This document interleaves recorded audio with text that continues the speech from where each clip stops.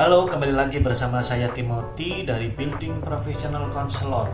Kita akan belajar tentang edukasi konseling, dampak buruk memendam emosi terlalu lama. Yuk kita pelajarin apa yang terjadi di sini. Pertama, kurangnya regulasi emosional. Maksudnya apa nih? Keluar masuk tidak seimbang sehingga bisa meledak sewaktu-waktu. Emosi itu sama emosi yang datang dalam hidup Anda itu Anda tidak bisa tebak.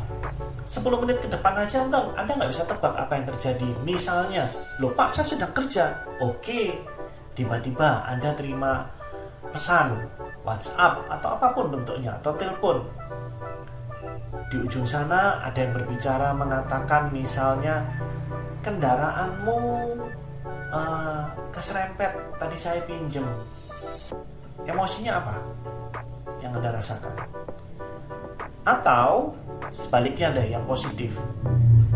Dari ujung sana ada suara yang berkata atau ada pesan bahwa sanak keluarga atau keluarga Anda mendapatkan hadiah ataupun yang dicita-citakan tercapai. Apa yang terjadi? Anda happy ya.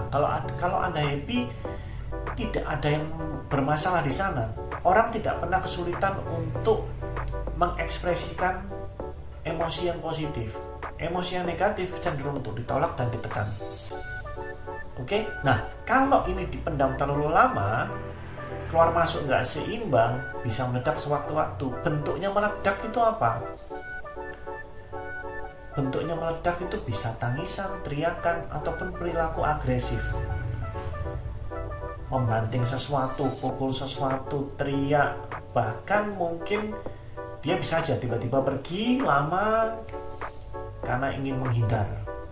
Macam-macam bentuknya. Oke? Berikutnya, kesehatan mental yang buruk bisa berpotensi melukai diri. Jadi emosi yang dipendam terlalu lama bisa berpotensi melukai diri. Iya, karena terlalu sakit, menyakitkan. Dan seperti berita yang pernah Anda baca, ada orang yang melukai dirinya sendiri, tujuannya adalah untuk meringankan beban emosi yang dia pendam.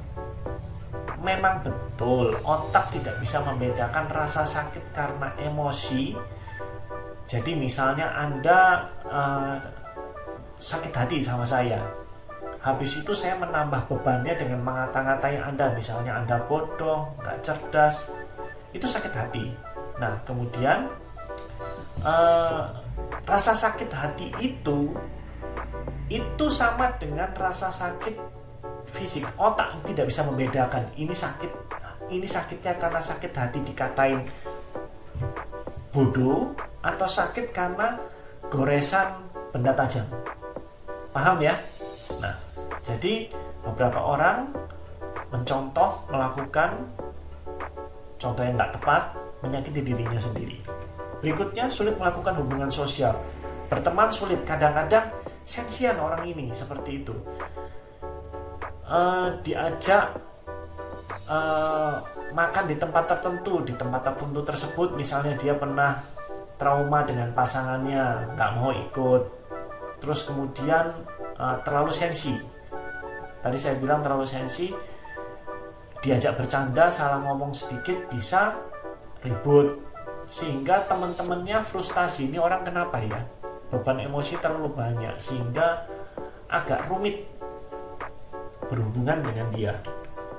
Berikutnya, menurunkan kesehatan fisik. Gangguan emosi bisa meningkatkan peluang gangguan fisik hingga sakit serius. Contoh, Anda stres, ya, Anda stres. Lalu salah satu bentuk stres, gangguan fisiknya itu bisa sakit perut, pusing, keringat dingin. Itu masih gangguan fisik. Tapi kalau Anda setiap hari stres terus, bisa-bisa bukan gangguan fisik, tapi sakit yang serius. Ada banyak contoh di kelas Building Professional Counselor. Pertamanya stres karena harapan tidak sesuai kenyataan, kemudian sulit memaafkan orang, hingga berujung pada sakit di perut, lambung. Asam lambung naik, sering tinggi, asam lambungnya naik tinggi. Kalau stresnya kumat, apa yang terjadi? Naik sampai mendekati jantung, jantungnya jadi slow seperti itu. Dan ini bisa mengakibatkan hal yang tidak dikehendaki. Berikutnya, melampiaskan pada hal lain.